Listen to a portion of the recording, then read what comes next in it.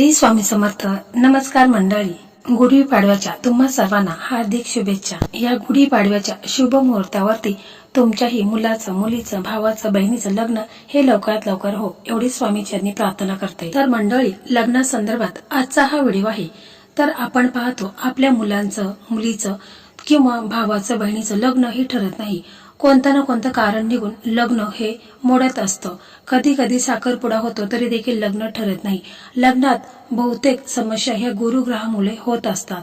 आणि आजचा जो उपाय आहे तर आपल्याला गुरुग्रह हा मजबूत करायचा आहे आणि या संदर्भातच आजचा हा व्हिडिओ आहे. तर जगाचे पालनहार श्री हरी विष्णू यांचा हा उपाय आहे. हा उपाय आईने करायचा आहे. आईने फक्त हा अमृत कळश आहे तर तो एका ठिकाणी ठेवायचा आहे. तर असा उपाय तुम्हाला कोणी सांगितला नसेल, परंतु हा उपाय खूप असा प्रभावी आणि खूपच असा चमत्कारी उपाय आहे. तर यामुळे मुलांचं लग्न हे 100% होणारच आहे. फक्त मी जे सांगेल त्याप्रमाणे तुम्ही हा उपाय करायचा आहे. यामुळे तुम्ही इतर जरी उपाय केले असतील त्यापुढे हा उपाय खूपच असा प्रभावी आहे. या उपायामुळे मुलांचं लग्न हे 100% होणारच, याची मी तुम्हाला गॅरंटी देते. कारण गुढीपाडवा हा 3.5 मुहूर्तापैकी एक शुभ मुहूर्त आहे आणि त्यामध्ये गुरुवार देखील आलेला आहे. तर या दिवशी आपण हा उपाय करायचा आहे. तर पहा, मुले दिसायला छान आहेत, चांगला जॉब करत आहेत, तरी देखील लग्न त्यांचं ठरत नाही. कधी कधी साखरपुडा होतो किंवा कधी कधी लग्न ठरलेलं असतं तरी देखील लग्नामध्ये काही ना काही प्रॉब्लेम, काही ना काही समस्या, अडचणी हे उद्भवत असतात आणि मुलांचं लग्न हे ठरत नाही. त्याला सर्वात महत्वाचं कारण म्हणजे गुरुग्रह हा देखील मुलांच्या कुंडलीमध्ये मजबूत स्थानी असायला हवा. त्यामुळे लग्न लवकर ठरते. परंतु जर गुरुग्रह हा कमजोर स्थानी असेल तर मुलांचं लग्न हे लवकर जमत नाही. तर आजचा हा उपाय आहे तर आपल्याला गुरुग्रह हा मजबूत होणार आहे आणि यामुळे मुलांचं लग्न हे लवकरात लवकर ठरेल. तर हा उपाय आहे तर हा उपाय मुलाची आई करू शकते, बहीण करू शकते, काकी करू शकते, कोणीही हा उपाय करू शकतात किंवा स्वतः जर मुलं असेल तर त्यांनी देखील हा उपाय केला तरी देखील चालेल. कारण हा उपाय खूप असा प्रभावी आहे. श्री हरी विष्णू यांचा हा उपाय आहे. तर हा उपाय आपल्याला गुरुवारी करायचा आहे. तुम्हाला वेळ असेल तर तुम्ही गुरुवारी सकाळी हा उपाय करू शकता किंवा जर नसेल तर मग तुम्ही संध्याकाळी हा उपाय करू शकता. परंतु गुढीपाडवा आहे तर या दिवशी तुम्ही हा उपाय केला तर त्याचा तुम्हाला शीघ्र फळ मिळेल आणि लग्न तुमचं जमणारच. 100% मी तुम्हाला गॅरंटी देते. फक्त विश्वासाने, श्रद्धेने तुम्हाला हा उपाय करायचा आहे. कारण गुरु विष्णूंचा हा उपाय आहे. कारण जगाचे पालन करता श्री हरी विष्णूंचा हा उपाय आहे. तर बघा, आपल्याला ह्या उपायासाठी काय काय साहित्य लागणार आहे ते देखील थोडक्यात आपण पाहू. तर आपल्याला एक मातीचा कळश लागणार आहे. छोटासा कळश घ्यायचा आहे ज्यामध्ये अर्धा किलो चणा डाळ बसेल इतका कळश आपल्याला घ्यायचा आहे.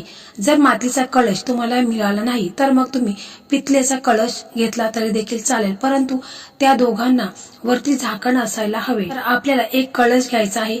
5 सुपारी घ्यायची आहे. सुपारी देखील घेताना व्यवस्थित घ्यायची आहे.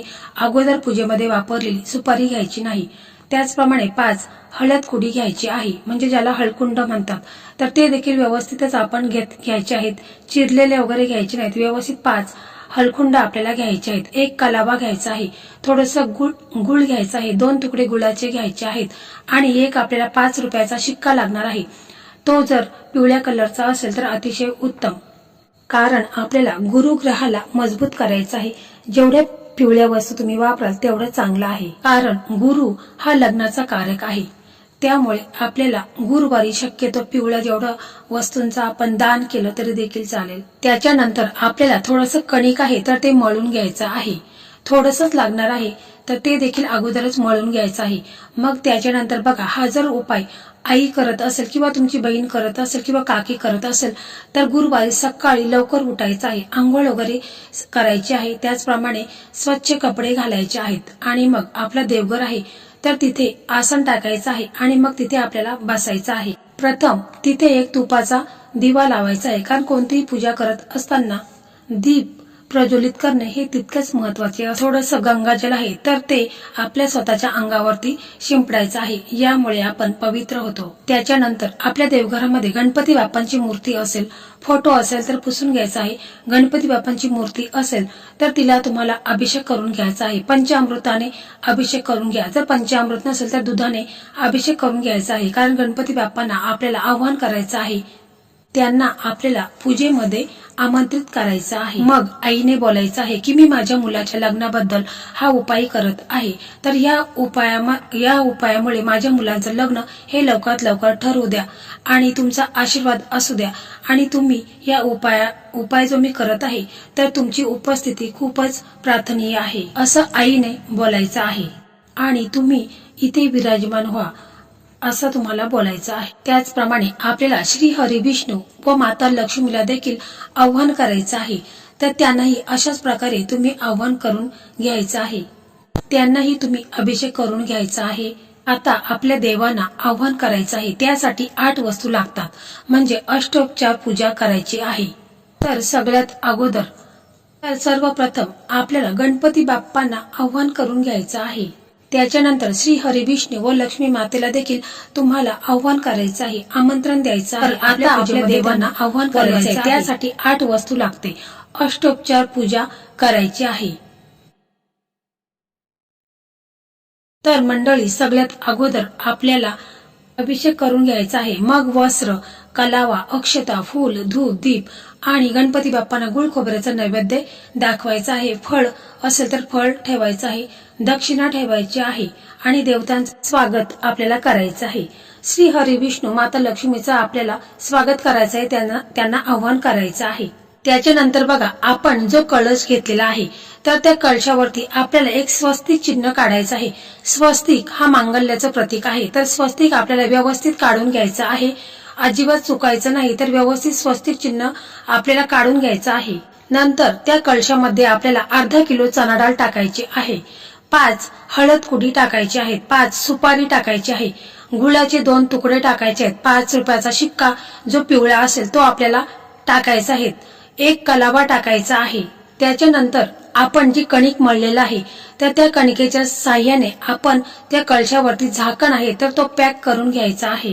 त्याच्यानंतर कळशाला आपल्याला धूप दीप दाखवायचा आहे, अगरबत्तीने ओवाळायचा आहे आणि त्याच्यावरती एक फूल ठेवायचं आहे।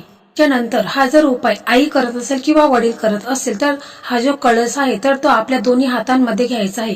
श्री हरी विष्णू माता लक्ष्मी आणि गणपती बाप्पांना मनापासून प्रार्थना करायची आहे की माझ्या मुलांच्या कुंडलीमध्ये जे काही दोष आहे, नजर दोष आहे, पितृदोष आहे किंवा अजून कोणता कालसर्पदोष आहे तर ते संपूर्ण दूर होऊन माझ्या मुलांचं लग्न हे काही दिवसातच होऊ द्या असं तुम्हाला खूप श्रद्धेने विश्वासाने श्री हरी विष्णू माता लक्ष्मी आणि गणपती बाप्पांना मनोभावे प्रार्थना करायची आहे।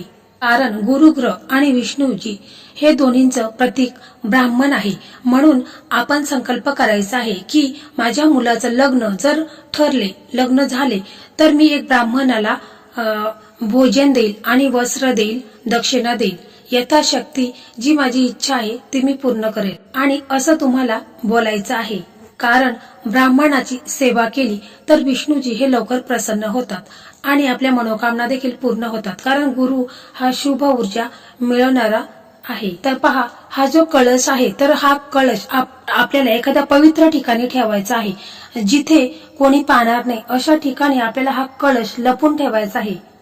तुम्ही हा कळश आहे तर तो तुम्ही कपाटामध्ये देखील ठेवू शकता, परंतु पवित्र ठिकाणी हा कळश व्यवस्थित ठेवायचा आहे, कोणीही पाहता कामा नये आणि कोणाला दिसता कामा नये अशा प्रकारे आपल्याला हा कळश लपून ठेवायचा आहे। आणि मग बघा, ज्यावेळेस मुलांचे लग्न होईल त्यावेळेस किंवा लग्न ठरलं किंवा जमलं तरी देखील आपण हा कळश आहे तर तो कळशामधला जे वरती आपण कणिक लावलेला आहे तर ते काढायचं आहे, झाकण काढायचं आहे आणि हा जो कळश आहे तर तो आपल्याला विष्णूंच्या श्री हरी विष्णूंच्या मंदिरामध्ये ठेवून यायचा आहे। तर तुम्हाला आता प्रश्न पडेल की विष्णूंचं मंदिर हे जवळपास तर नाहीच आहे, तर मग हा कळश आपण कुठे ठेवायचा? तर बघा, हिंदू धर्मात मान्यतेनुसार भगवान विष्णूंचे 10 प्रमुख अवतार आहेत, म्हणजे त्यापैकी भगवान श्रीराम हे 7वे अवतार मानले जातात आणि श्रीराम हे मर्यादा पुरुषोत्तम म्हणून ओळखले जातात। तर तुम्ही श्रीरामांच्या मंदिरामध्ये देखील हा कळश ठेवू शकता, परंतु आपल्या जवळपास श्रीरामांचं मंदिर नाही, त्यामुळे तुम्ही श्री गुरुदेव दत्त म्हणजे दत्तात्रय हे 7वे अवतार मानलेले आहेत, म्हणजे विष्णूंचंच एक रूप श्री गुरुदेव दत्त आहे। त्यांच्यामध्ये ब्रह्मा, विष्णू आणि महेश यांचे संयुक्त संयुक्त अवतार मानले जातात. त्यामुळे तुम्ही श्री गुरुदेव दत्तांच्या मंदिरामध्ये हा कळस नेऊन ठेवायचा आहे. किंवा विठ्ठल रुक्मिणी यांचं जर मंदिर जवळपास असेल तर तिथे पण तुम्ही हा कळस ठेवू शकता. कारण विठ्ठल रुक्मिणी हे देखील विष्णूंचंच एक रूप मानले आहे. आणि ज्यावेळेस तुमच्या मुलांचं लग्न होईल त्यावेळेस तुम्हाला यथाशक्ती ब्राह्मणाला भोजन, वस्त्र आणि दान द्यायचं आहे. त्याचप्रमाणे तुम्ही हा उपाय करत असताना जर तुमची मुलं कुठं दूर राहत असतील तर तुम्ही व्हिडिओ कॉल करायचा आहे आणि मुलांना हे सर्व म्हणजे जिथे कुठे आपल्याला प्रार्थना करायची आहे, नमस्कार करायचा आहे तर ते व्हिडिओ कॉल करून त्यांना हे पाहायला लावायचं आहे आणि पूजेचा त्यांना लाभ होईल. परंतु गुरुवारी मुलांनी आंघोळीच्या पाण्यामध्ये चिमूटभर हळद टाकून आंघोळ करायची आहे. हळदीचा टिका लावायचा आहे. त्याचप्रमाणे गुरुवारी पिवळे वस्त्र घालायचे आहेत किंवा तुम्ही पिवळा रुमाल वापरला तरी देखील चालेल. त्याचप्रमाणे सूर्यदेवांना अर्घ्य देता वेळेस तुम्हाला त्या पाण्यामध्ये म्हणजे जो लोटा आपण पाण्याने भरलेला घेतो त्यामध्ये चिमूटभर हळद टाकायची आहे. यामुळे मुलांच्या लग्नात कोणतेच अडथळे येत नाहीत आणि लग्न हे व्यवस्थित पार पडतं. तर मंडळी, अशा प्रकारे आजचा हा व्हिडिओ होता. हा व्हिडिओ तुम्हाला कसा वाटला कमेंटमध्ये नक्की सांगा. व्हिडिओ आवडला तर तुमच्या मित्रमैत्रिणींना शेअर करा. ज्यांचं लग्न ठरलेलं नसेल तर हा उपाय करून त्यांचंही लग्न लवकरात लवकर ठरेल आणि लग्न होणारच ही 100% मी गॅरंटी देते. श्री स्वामी समर्थ. जय जय स्वामी समर्थ.